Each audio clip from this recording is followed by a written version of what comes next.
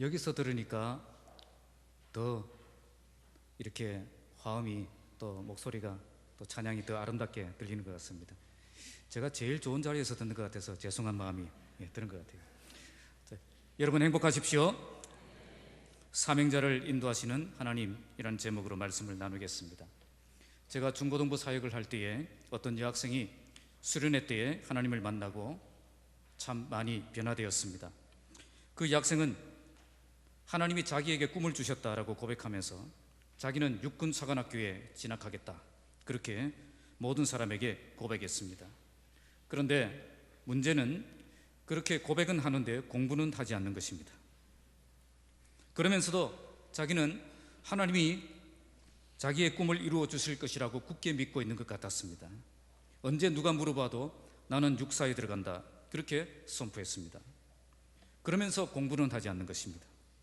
왜 공부는 하지 않느냐 물어봤더니 하나님이 꿈을 주셨기 때문에 하나님이 반드시 다 해주실 것으로 믿는다는 겁니다. 이 학생이 어떻게 되었을까요? 떨어졌습니다. 자, 이 여학생의 문제점이 뭘까요? 하나님이 꿈을 주셨다면 그 꿈은 자동적으로 이루어진다, 나는 아무것도 할 것이 없고 하나님이 다 하신다, 그렇게 생각을 했던 것입니다. 그래서 꿈만 야무지게 가지고 아무것도 하지 않았던 겁니다. 이런 사람은 꿈의 사람이 아니라 몽상가라고 합니다. 결국 대학에 떨어지고 자기가 원하지 않던 대학에 들어가게 되었습니다. 그랬더니 이제는 하나님을 원망합니다. 왜 꿈을 주셔놓고 안 이루어지셨느냐고 원망하는 것입니다. 그러면서 교회도 안 나오고 신앙도 무너지는 것을 보았습니다. 하나님이 주신 꿈을 가진 사람은 절대 이런 삶을 사는 사람이 아니라는 것입니다. 그러면 하나님이 주신 꿈과 비전을 가진 사람은 어떤 삶을 살아가겠습니까? 그런 사람은 하나님이 그냥 두지 않습니다. 가만두지 않는다는 겁니다. 그로 하여금 하나님의 때를 기다리게 하시고 또 하나님의 때를 위해 준비하게 하시고 또 하나님의 때에 나아가게 하시고 하나님의 때에 하나님의 선하신 도우심을 경험하게 하신다는 겁니다. 오늘 말씀이 그것을 잘 보여줍니다. 느헤미야는 꿈만 야무지게 가진 사람이 아니었습니다. 지난 시간에 느헤미야는 만남을 통해 눈물을 통해 또 기도를 통해 하나님이 주신 비전을 붙잡는 시간을 가졌습니다. 그 뒤에 느헤미야는 어떤 삶을 살았겠습니까? 그냥 하나님 다 해주시겠지, 그렇게 생각하며 가만히 있지 않았다는 겁니다. 그는 4개월 동안 정말 기도로 하나님의 때가 오기를 기다리며 준비했습니다. 그리고 하나님의 때가 오면 내가 어떻게 도전할 것인가를 기도하며 준비했습니다. 그래서 하나님의 때가 되었을 때 두려움도 느꼈지만 하나님의 손이 함께 하셔서 도와주실 것을 믿고 담대하게 도전했던 것입니다. 그때 꿈이 이루어지고 비전이 이루어지는 그런 사람이 될 수 있었던 것입니다. 하나님이 주신 꿈을 가진 사람은 그 꿈이 이루어질 때까지 기도하며 준비하는 시간이 필요하고 하나님의 때가 되었을 때 담대하게 도전하며 나아가는 시간이 필요합니다. 그때 하나님의 때에 하나님의 인도하심을 받는 삶을 살아갈 수가 있는 것입니다. 사명과 비전은 받았지만 아무 준비도 하지 않는 사람은 결국 하나님의 때를 놓치는 사람이 되고 말 것입니다. 오늘 말씀을 통해 우리 모두 하나님이 주신 비전을 붙잡고 담대하게 나아가서 하나님이 도와주시고 인도하심을 경험하는 삶을 살아가시기를 주님의 이름으로 축복합니다. 자, 먼저 하나님은 느헤미야에게 하나님의 때를 기다리게 하셨습니다. 1절에서 3절인데요 1절 함께 읽겠습니다. 아닥사스다 왕 제20년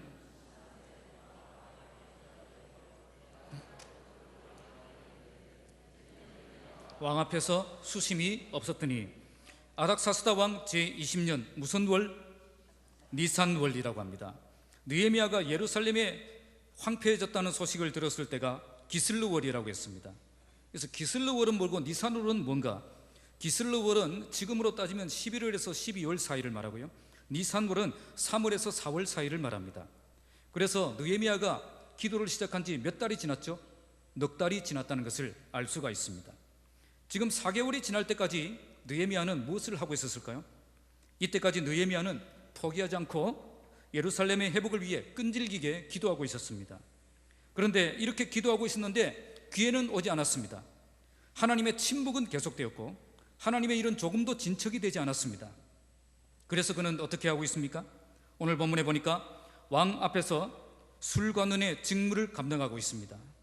성경학자들은 느헤미야가 왜 4개월 동안 왕에게 요청하지 못했는가를 연구했습니다.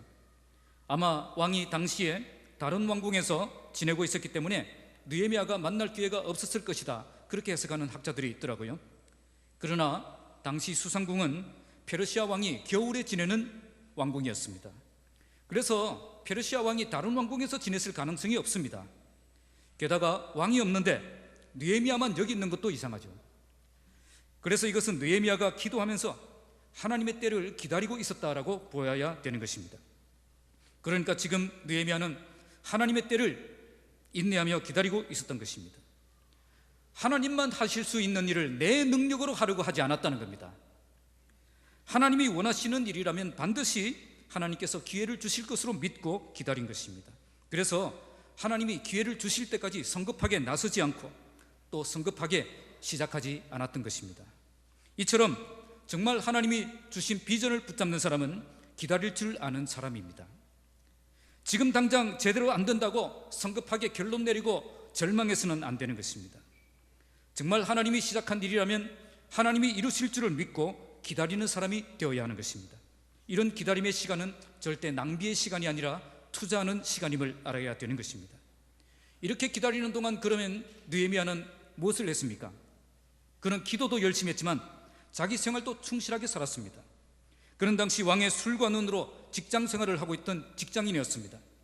그는 직장인으로서 매일매일의 삶을 충실하게 살고 있었습니다. 꿈만 야무지게 가지고 현실을 무시하는 그런 몽상과 같은 삶을 살지 않았다는 겁니다. 하나님이 주신 비전을 가진 사람은 현실에 충실한 사람입니다. 하나님의 때를 기다릴 줄 알기 때문입니다. 이런 사람은 심지어 하나님이 주신 비전과 아무 상관이 없어 보이는 그런 일에도 충실하게 살아갈 수 있습니다. 예루살렘 성을 회복하는 것과 왕의 술관원으로 직장생활을 하는 게 무슨 상관이 있겠습니까? 아무 관련이 없잖아요. 그런데 그 일을 충실하게 살아갈 수 있다는 겁니다. 하나님이 주신 꿈은 하나님이 반드시 이루어 주실 것을 분명히 믿었기 때문입니다. 요셉을 보십시오. 요셉도 하나님이 주신 꿈이 있었습니다. 그러나 시간이 지나면 지날수록 꿈을 이루는 것과는 상관이 없는 일들만 자꾸 벌어지고 있습니다. 노예로 팔려가고 감옥에 들어가고 점점 꿈과는 멀어지고 있는 것처럼 보입니다. 그러나 그는 거기서 열심히 살았습니다. 감옥에서 최선을 다했고요, 또 노예 생활에서 최선을 다했습니다. 그래서 거기서 최고가 되었습니다. 왜 그랬습니까? 기다릴 줄 알았기 때문입니다. 기다릴 줄 아는 사람이었기 때문입니다. 하나님의 말씀은 항상 전진하라, 이것만 있는 게 아닙니다. 하나님은 여기서 기다리라, 그 말씀도 주신다는 거예요. 기다린다는 것은 하나님이 정하신 곳을 떠나지 않는 것입니다. 이곳에 있게 하신 그 하나님의 뜻을 바라보며 현실을 충실하게 살아가는 것입니다. 그런데 이때 한 가지 사건이 발생합니다. 그는 이전에는 왕 앞에서 수심이 없었다고 말씀합니다. 당시 왕 앞에서 시중을 드는 사람은 표정 관리에 신중해야 했습니다. 페르시아 제국의 역사를 보면 신하가 왕 앞에서 굳은 표정만 지었다고 해서 그 이유만으로도 사형을 당한 경우가 있습니다. 그래서 느헤미야가 이 왕 앞에서 슬픈 기색을 보인 것은 치명적인 실수라고 봐야 됩니다. 지금까지는 이런 실수가 전혀 없었습니다. 왕의 마음을 불편하게 하지 않도록 최선을 다해 자기의 일을 감당했습니다. 그러나 이제는 더 이상 그럴 수가 없었습니다. 바로 이스라엘의 회복을 늘 마음에 염두에 두고 있었기 때문입니다. 자, 2절 말씀 함께 읽겠습니다. 시작. 왕이 내게 이르시되 내 마음에 근심이 있음이로라 하더라. 그때에 내가 크게 두려워하여 느헤미야 얼굴에 수심이 있는 것을 보고 왕이 질문합니다. 네가 병이 없거늘 어찌하여 얼굴에 수심이 있느냐? 이는 필연 내 마음에 근심이 있음이로다. 원문은 강한 의무를 나타내는 의문사로 시작합니다. 느헤미야의 안색을 보고 매우 놀랍게 생각하고 강한 의무를 가지고 의문을 제기했던 것입니다. 왕은 지금까지 느헤미야가 왕을 위해서 정성껏 일해온 사실을 잘 알고 있습니다. 그리고 지금까지 한 번도 왕의 심기를 불편하게 했던 적도 없다는 것을 알고 있습니다. 항상 자기 위치에서 자기 직무를 충실하게 감당한 충성된 그런 종이었던 것입니다. 그런 사람이 오늘 평소 느헤미야답지 않게 행동하니까 이상하게 생각했던 거죠. 그러나 왕은 느헤미야에게 불효령을 내리지 않았습니다. 오히려 그에게 자상하게 질문하고 있습니다. 왜 이렇게 반응했을까요? 하나님의 때가 되었기 때문입니다. 하나님의 때가 되면 이처럼 사람들의 마음을 움직입니다. 안 될 것 같은 일도 되게 만드시는 거죠. 그러나 여기에는 평소 느헤미야의 그 삶이 영향을 미칩니다. 평소 느헤미야가 왕을 위해 충성스럽게 살아온 사실을 잘 알았기 때문에 이처럼 자상하게 반응을 했던 것입니다. 그래서 평소의 삶이 중요한 것입니다. 부르심을 받은 사람은 평소의 삶을 충실하게 살아가면서 기다릴 줄 아는 그런 사람이 되어야 하는 것입니다. 만약 평소 느헤미야의 삶이 형편없었더라면 왕이 이처럼 자상하게 관심을 보이지 않았을 것입니다. 대제국의 황제가 일개 신하의 슬픔에 관심을 가지는 경우는 그 당시에 없었습니다. 평소 느헤미야가 충성된 신하의 삶을 살았기 때문에 이처럼 그의 실수를 가볍게 여겨주고 도리어 그에게 깊은 관심을 보여주고 있었던 것입니다. 그런데 느헤미야는 이런 일을 만났을 때 크게 두려워했다고 말씀합니다. 왜 두려웠을까요? 이건 자기가 그토록 기도하며 기다렸던 그런 식의 응답이 아니었기 때문입니다. 그는 왕 앞에서 형통하기를 위해 기도했습니다. 그리고 이 사람 앞에 은혜를 입기를 위해서 기도했습니다. 그런데 이런 실수 때문에 이제 형통하기도 틀려먹었고 은혜 입기도 틀려먹은 것입니다. 어쨌든 왕의 신임을 받고 왕의 마음을 기쁘게 만들어야 왕을 통해 일을 시작할 수 있는데 그 일이 시작되기도 전에 왕의 마음을 불편하게 만들어버린 것입니다. 오랜 세월 동안 기도해왔던 중요한 일이 시작되기도 전에 나의 사소한 실수 때문에 큰 어려운 문제를 만난 것입니다. 그래서 느헤미야는 걱정이 되기 시작했습니다. 혹시 이 사건 때문에 지금까지 기도로 준비한 모든 일이 엉망이 되지 않을까? 내가 형통하기를 기도했는데 왜 이런 일이 일어났을까? 하나님은 왜 이런 일이 나에게 일어나게 하셨습니까? 아마 그의 마음속에는 별의별 생각이 다 일어났을 것입니다. 하나님의 일을 하다가 나의 실수 때문에 큰 어려움을 만났다면 우리는 어떻게 해야 되겠습니까? 하나님의 일을 성공적으로 해내기 위해 나의 실수를 적당히 덮고 거짓으로 위장하면 되겠습니까? 많은 사람들이 이 함정에 빠집니다. 나를 위해서 그러는 거 아닙니다. 하나님을 위해서, 하나님의 영광을 위해서 적당히 거짓말하고 적당히 둘러대고 그런 유혹에 빠진다는 겁니다. 그러나 우리가 알아야 될 것은 하나님의 일은 항상 하나님의 방법대로 해야 됩니다. 우리가 인간적인 생각과 방법을 동원하는 것은 하나님을 신뢰할 수 없기 때문입니다. 정말 하나님을 신뢰한다면 나의 실수까지도 다 사용하셔서 하나님의 그 선한 목적을 이루실 수 있음을 믿고 진실만을 말하며 나아가야 되는 것입니다. 지금 우리가 꼭 형통한 자리에 있어야 하나님의 일이 반드시 성공하는 것 아닙니다. 하나님은 나의 실수와 나의 연약함에도 불구하고 우리를 통해 위대한 일을 이루실 수 있는 분이십니다. 그래서 거짓으로 나를 위장할 필요가 없습니다. 하나님의 영광을 위한답시고 적당하게 인간적인 방법도 동원할 필요가 없다는 것입니다. 자, 3절 함께 읽겠습니다. 시작. 왕께 대답하되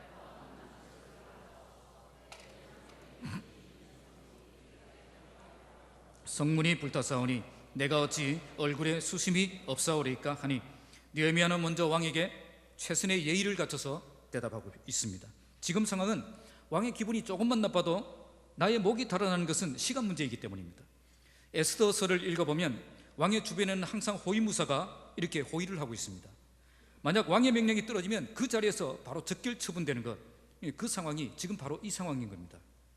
이때 느헤미야는 두려움이 있었지만 합당한 예의를 갖추고 자기의 사정을 정직하게 고백합니다. 내 조상들의 묘실이 있는 성읍이 이제까지 황폐하고 성문이 불타사오니 내가 어찌 얼굴에 수심이 없사오리까? 느헤미야는 왕을 두려워하여 자기가 수심이 갖게 된 원인을 거짓말로 둘러대지 않고 솔직하게 말한 것입니다. 그러나 솔직하게 말했지만 준비된 대답이었습니다. 그는 기회가 오면 어떤 대답을 할 것인가를 기도하며 준비하고 있었던 것입니다. 그러면 어떤 준비된 대답이 나왔죠? 여기서 그는 예루살렘 성이라고 말하지 않고 이제 내 조상들의 묘실이 있는 성읍이라고 말합니다.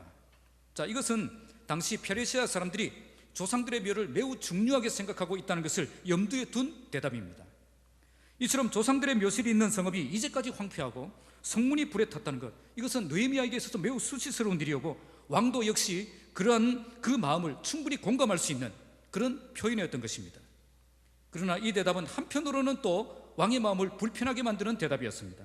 왜냐하면 예루살렘 성벽 재건을 공사를 중지시킨 사람이 바로 이 왕이었기 때문입니다. 그래서 이 대답은 일개 신하가 왕의 결정에 도전하는 것처럼 보일 수 있는 그런 대답이 된 것입니다. 그래서 이 대답은 좋았던 분위기를 확 깰 수 있는 그런 대답이 될 수도 있었습니다. 그러나 느헤미야는 진실을 말함으로 더 안 좋은 상황이 닥칠 수도 있지만 하나님이 모든 것을 주관하실 줄로 믿고 대답한 것입니다. 이걸 통해 하나님의 때가 되었다면 하나님이 일하실 것이고, 하나님의 때가 아니라면 당연히 큰 고난을 당하겠지만 이런 고난이라면 내가 기꺼이 당할 것이다, 그 마음을 가지고 나갔던 것입니다. 바로 이것이 기다릴 줄 아는 사람의 자세입니다. 하나님의 때를 기다릴 줄 아는 사람은 지금 내가 만난 현실을 충실하게 살아가는 사람입니다.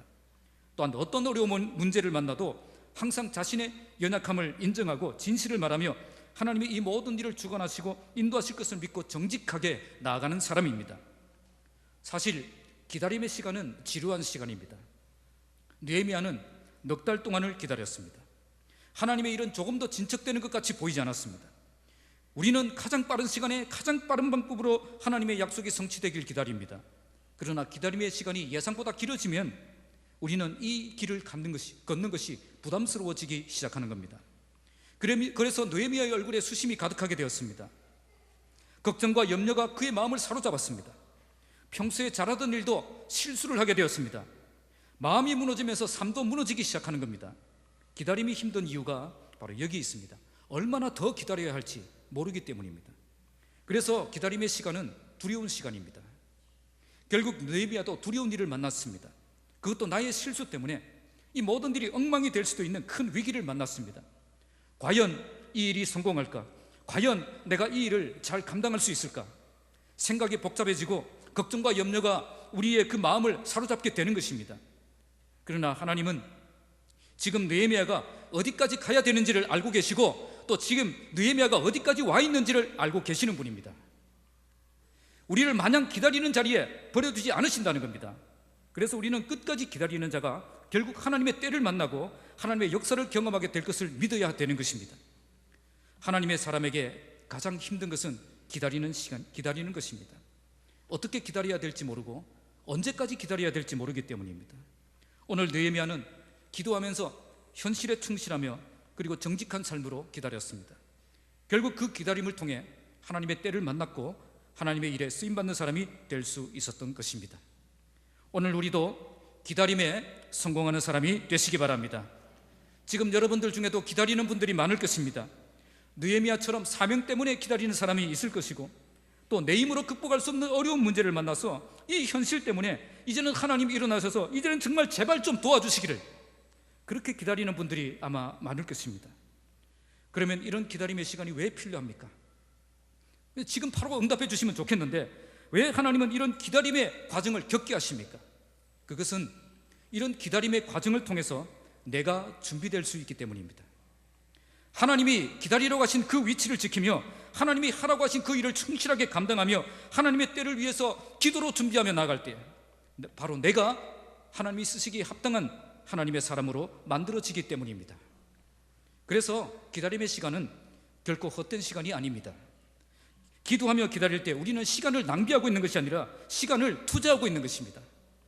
하나님은 당신의 계획을 이루시기 위해서 환경만, 조건만 준비하시는 것이 아니라 우리도 준비하고 계신다는 겁니다.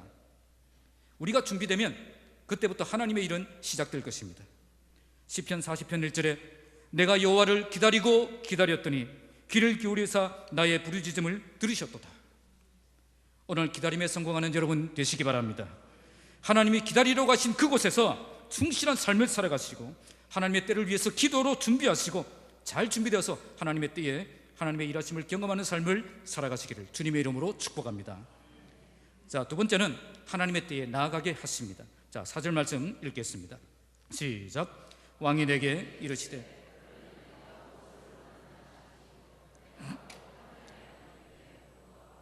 자, 하나님의 때를, 하나님의 비전을 붙잡는 사람은 하나님의 때를 기다리기만 하는 사람이 아니라 하나님의 때에 나아갈 줄도 아는 사람입니다. 우리는 어떻게 기도하며 기다려야 되는지 알아야 될 뿐 아니라 하나님의 때가 되었을 때 어떻게 결단하며 담대하게 나아가야 되는지도 알아야 되는 것입니다. 오늘 본문에 잔뜩 긴장하고 있던 느헤미야에게 어떤 대답이 들려왔습니까? 그러면 네가 무엇을 원하느냐? 이것은 느헤미야에게 하나님의 때가 되었다는 신호탄과도 같은 대답이었습니다. 왕은 이미 느헤미야의 그 마음을 공감하고 있으며 어떤 도움이라도 줄 준비가 되어 있음을 이렇게 표현한 것입니다. 아마 지금까지 느헤미야는 매일 아침마다 이런 기도를 드렸을 것입니다. 하나님, 오늘이 바로 그날이 되기를 원합니다. 바로 오늘이 그날이라면 오늘 그 길을 열어주시길 원합니다. 아마 오늘 또 출근하기 전에 하나님께서 오늘 하나님의 때가 되었다면 제발 오늘 놀라운 역사를 이루어달라고 기도하고 나왔을 것입니다. 그런데 지금 자기가 그토록 기도해왔던 그 일이 진행되고 있는 겁니다.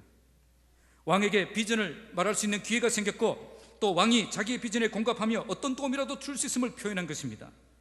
이런 일을 만나면 정말 가슴이 뜁니다. 하나님이 얼마나 놀랍게 일하실지 기대가 되기 시작하는 것입니다. 이때 어떻게 해야 되겠습니까? 오늘 느헤미야는 즉시 하나님께 기도를 드리고 있습니다. 여기에 곧이라는 말은 즉시라는 말입니다. 느헤미야는 4개월 동안 기도로 잘 준비했지만 이런 긴박한 순간에 또 기도했습니다. 왜 그랬습니까? 바로 철저하게 하나님만 의지하며 하나님만 신뢰하며 나아가기 위해서 이렇게 하고 있는 것입니다. 이때 느헤미야는 오랫동안 기도할 수는 없었습니다.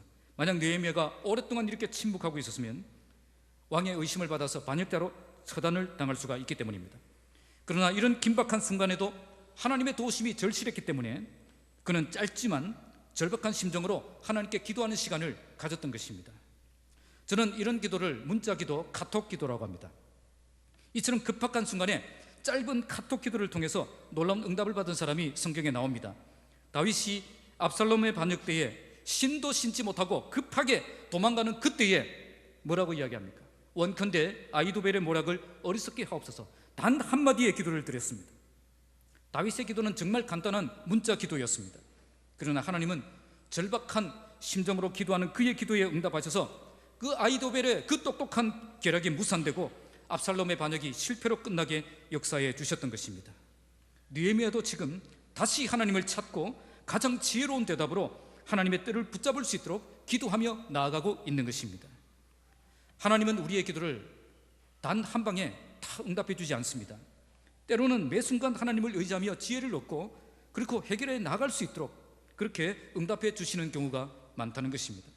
그래서 오랫동안 기도해 왔다는 것도 중요하지만 지금 현재 이 자리에서 기도하는 마음으로 하나님을 신뢰하며 의지하며 나아가는 우리의 태도는 더 중요한 것입니다. 5절 말씀 함께 읽겠습니다. 왕에게 아뢰되 왕이 만일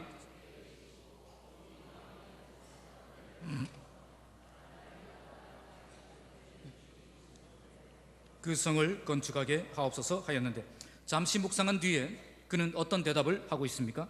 나를 보내달라고 요청하고 있습니다. 이제부터 느헤미야는 대화의 주도권을 자기가 잡고 정말 거침없이 담대하게 자기에게 필요한 모든 것을 말하고 있습니다. 왜 이렇게 할 수 있었겠습니까? 바로 지금이 하나님의 때라는 것을 강하게 확신했기 때문입니다.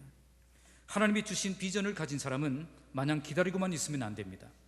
하나님의 때가 되었다면 담대하게 전진하며 나아가야 되는 것입니다.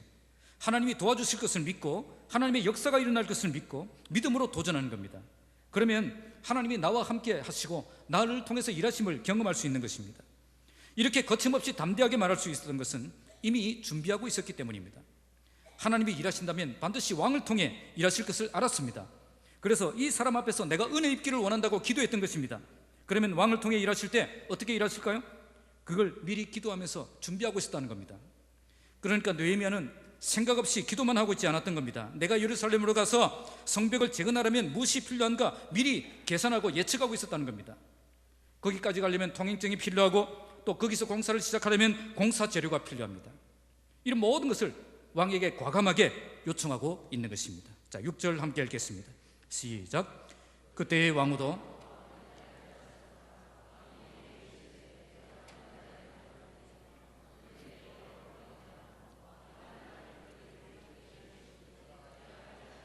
그때 왕후도 곁에 앉아 있었다고 말씀합니다. 이것은 이 자리가 공적인 자리가 아니라 사적인 자리였음을 알 수 있습니다.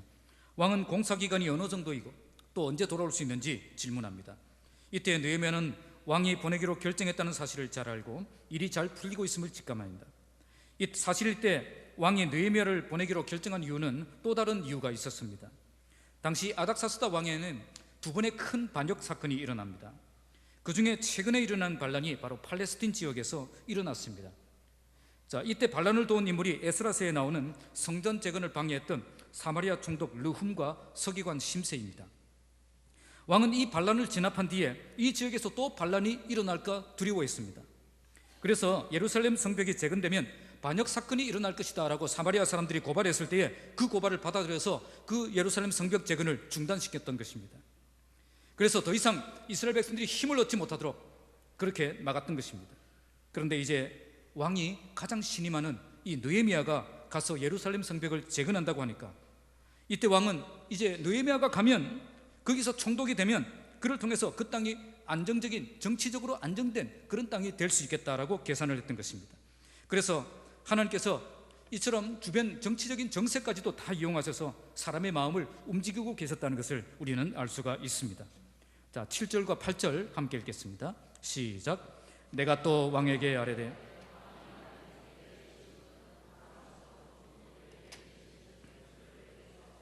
그들이 나를 용납하여 유다에 들어가기까지 통과하게 하시고 또 왕의 삼림감독 아삽에게 조서를 내리사 그가 성전에 속한 영문의 문과 성곽과 내가 들어갈 집을 위하여 들보러 쓸 제목을 내게 주게 하옵소서 하되 내 하나님의 선한 손이 나를 도우심으로 왕이 허락하고. 이제 느헤미야는 왕에게 예루살렘 성벽 재건을 위해 필요한 구체적인 요구사항을 말씀드립니다. 먼저 강서쪽 총독들에게 조서를 내리셔서 그 땅을 안전하게 통과할 수 있도록 해달라고 요청합니다. 당시 총독들은 이스라엘이 독립하는 것을 원하지 않았기 때문에 그들이 가는 길이 결코 안전한 길이 될 수 없다는 것을 알았기 때문입니다. 그리고 8절을 왕을 향해 물질적인 그런 지원을 구체적으로 요청합니다. 여기에 왕의 삼림감독이라는 말이 나오죠.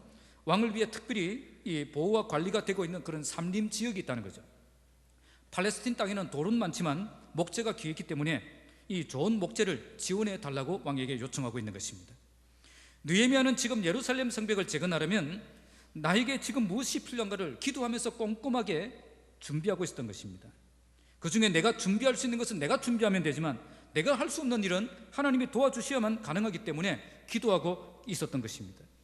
자기가 할 수 없는 일이 뭐죠? 예루살렘 땅까지 안전하게 갈 수 있기 위해서 강서쪽 총독들의 그 협조가 필요한 거죠. 그리고 목재가 귀한 이스라엘 땅에서 구할 수 없는 그 목재를 지원받는 것이 또 필요한 겁니다.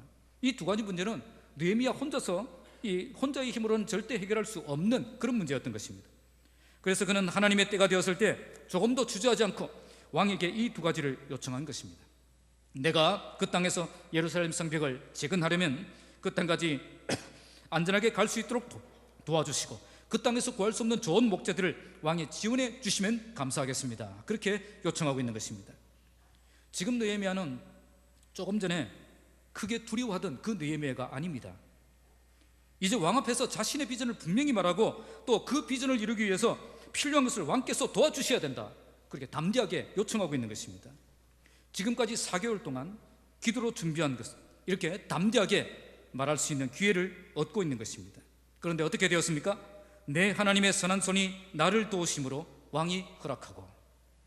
성경에서 하나님의 손은 하나님의 능력을 상징합니다. 지금 느헤미야가 하려는 일은 하나님의 능력 없이는 절대 할 수 없는 일입니다. 이제 느헤미야는 하나님의 능력이 함께하는 그런 삶을 살게 된 것입니다. 언제 우리가 하나님의 능력을 경험하는 삶을 살 수 있겠습니까? 하나님의 때가 되면 우리는 하나님의 능력을 경험하는 삶을 살 수 있습니다. 그러나 자동적으로 모두가 경험하는 것은 아닙니다. 하나님의 때가 되었을 때 믿음으로 결단하고 도전할 때 하나님의 손이 함께하는 것을 경험할 수 있는 것입니다. 하나님은 얼마든지 골리앗을 하나님의 손으로 쓰러뜨릴 수 있습니다. 그러나 믿음으로 도전한 다윗의 손을 통해 쓰러뜨리신다는 거예요. 하나님은 얼마든지 하나님의 손으로 홍해를 가르실 수 있습니다. 그러나 믿음으로 내민 모세의 손을 통해 그 홍해를 가르신다는 겁니다. 여기서 우리는 중요한 원칙을 하나 배울 수가 있습니다. 그것은 하나님의 손은 도와주는 손이라는 겁니다. 다 해주는 손이 아니라는 거예요. 하나님의 손은 다 해주시는 손이 아닙니다. 하나님은 도와주는 손입니다. 하나님의 손은 믿음으로 도전하는 그 사람의 손을 통해 일하신다는 겁니다. 하나님의 손이 도와주시면 하나님의 기적이 일어나는 삶을 살아갈 수가 있는 것입니다. 오늘 느헤미야는 정말 하나님의 때가 되기를 기도하며 기다렸습니다. 그리고 하나님의 때가 되었을 때 두려움도 느꼈지만 하나님의 손이 함께 하실 것을 기대하며 담대하게 나아가 도전했습니다. 그때 하나님의 손이 나를 돕는 것을 경험하게 된 것입니다. 그때 하나님이 주신 비전을 이루는 삶을 살게 된 것입니다. 우리 모두 하나님의 때가 오길 기다릴 줄 아는 사람이 되고 하나님의 때가 되었을 때 믿음으로 결단하며 도전할 줄 아는 사람들이 되시기 바랍니다. 그래서 하나님의 손이 나를 도와주시는 것을 경험하는 삶을 살아가시기 바랍니다. 이런 삶을 살아가는 사람이 진짜 복된 사람입니다. 하나님의 때에 믿음으로 나아가서 하나님의 손이 함께하는 것을 경험하는 아름다운 비전의 삶을 살아가시기를 주님의 이름으로 축복합니다. 마지막 9절에서 10절은 하나님의 때에 도와주시는 장면을 우리에게 보여주십니다. 9절을 함께 읽겠습니다. 시작. 군대 장관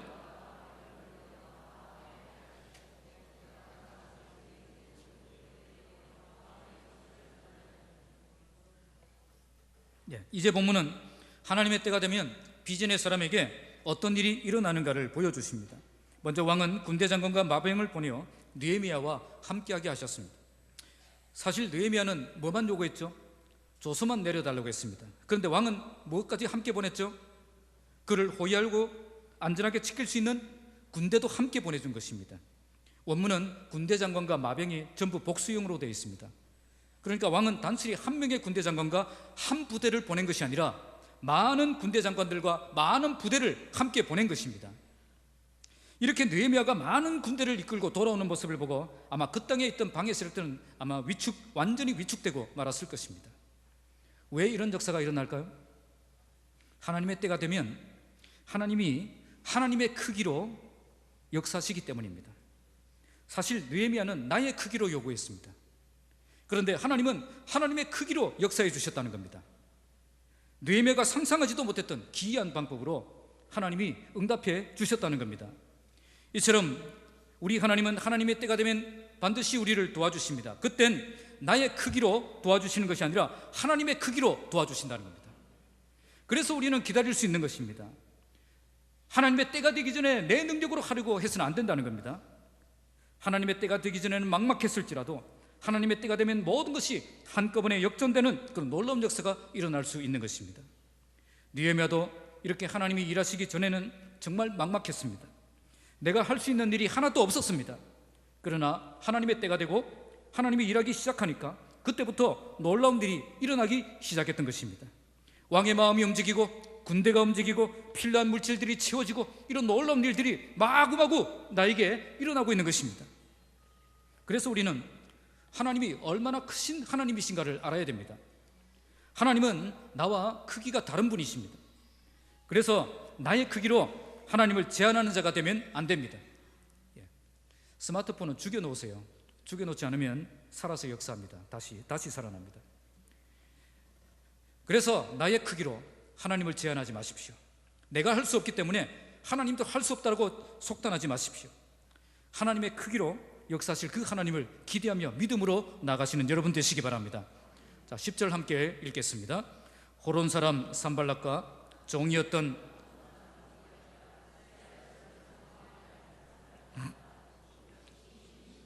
자, 이 말씀은 하나님의 때가 되면 긍정적인 일만 일어나는 것이 아니라 부정적인 일도 일어난다는 것을 보여줍니다. 하나님의 때가 되면 절대 마귀도 가만히 있지 않습니다. 마귀도 함께 일어난다는 거죠. 하나님의 역사가 일어날 때 마귀가 절대 가만히 있지 않는다는 겁니다. 그래서 어쨌든 하나님의 역사를 막아보려고 대적하는 세력들이 일어나게 된다는 겁니다. 오늘 본문에 호론 사람 산발락과 종이었던 암몬 사람 도비야가 등장합니다. 당시 산발락은 사마리아 지역의 총독이었고 도비야는 그의 부하였습니다. 그들은 느헤미야가 이런 모습으로 돌아오는 모습을 보고 심히 근심했다고 말씀합니다. 그 이유는 이스라엘 자손을 흥왕하게 하려는 그 사람이 왔다는 소식을 들었기 때문입니다. 당시 산발랏이라는 인물은 팔레스틴에서 막강한 권세를 휘두르고 있었습니다. 이스라엘은 당시 바벨론 포로에서 돌아와서 정착은 했지만 아직 제대로 독립하지 못했고 사마리아 총독의 지배를 받고 있었습니다. 그런데 갑자기 느헤미야라는 사람이 나타나서 왕의 군대를 이끌고 예루살렘을 회복하기 위해 돌아온 것입니다. 만약 이스라엘 자손들이 예루살렘 성벽을 재건하고 안정된 나라를 세우면 그 땅은 이제 자기의 영향권에서 벗어나는 겁니다.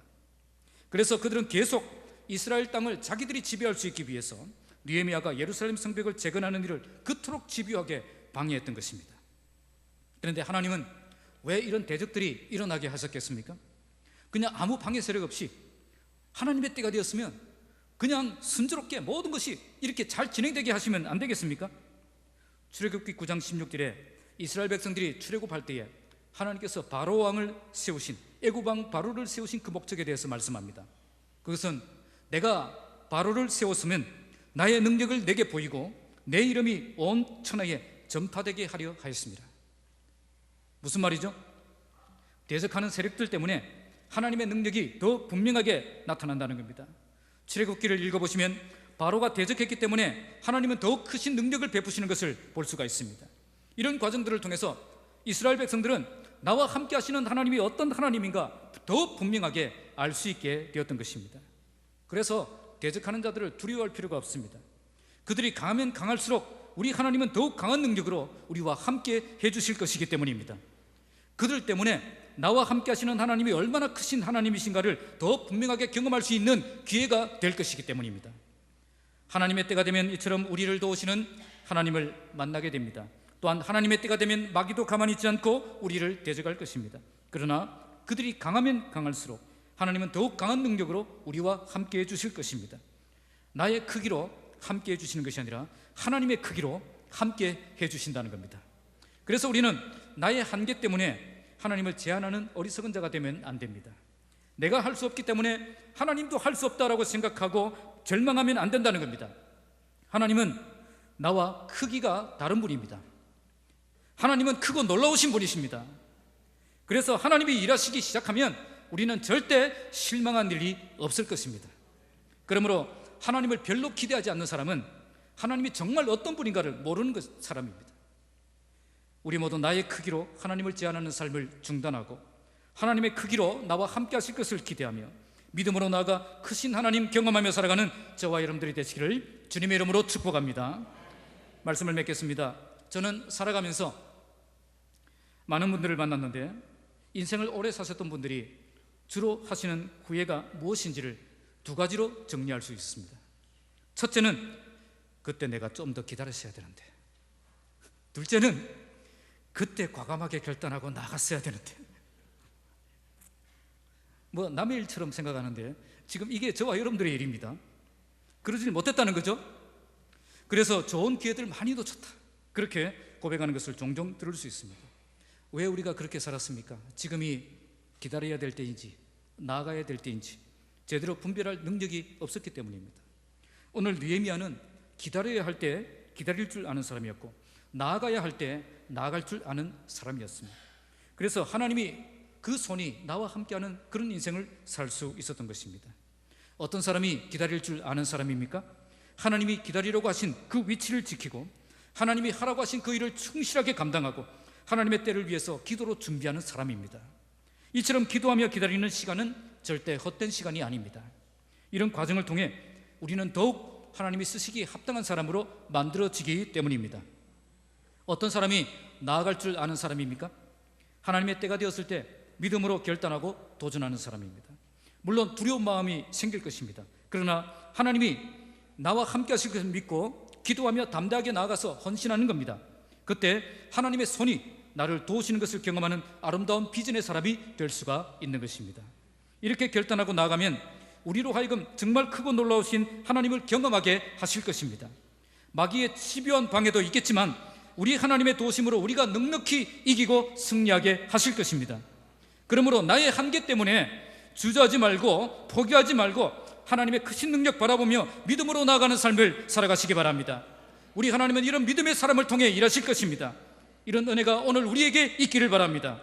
하나님을 신뢰하며 믿음으로 기다릴 줄 아는 사람이 되고 하나님을 의지하며 담대하게 나아갈 줄 아는 사람이 되어서 크신 하나님의 능력이 나와 함께 하시는 것을 생생하게 경험하는 삶을 살아가시는 저와 여러분들이 되시기를 주님의 이름으로 축복합니다. 기도하겠습니다.